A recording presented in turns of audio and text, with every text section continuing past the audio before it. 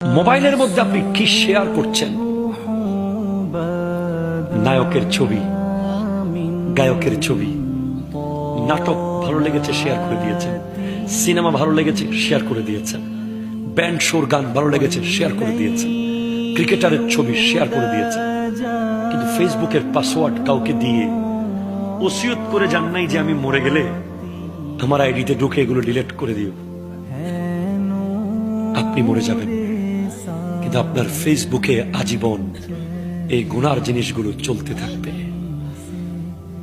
সেজন্য আজকের মাহফিল থেকে গিয়ে মোবাইলের যেদিন থেকে ফেসবুক খুলেছেন সেদিন থেকে আজ পর্যন্ত যত অন ইসলামিক বিষয় শেয়ার করেছেন সব ডিলিট করতে হবে। ঠিক না কথা বলেন?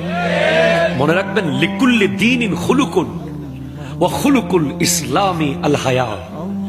প্রত্যেক ধর্মের একটা স্বভাব আছে, ইসলামের স্বভাব হলো লজ্জা। লজ্জা লজ্জা।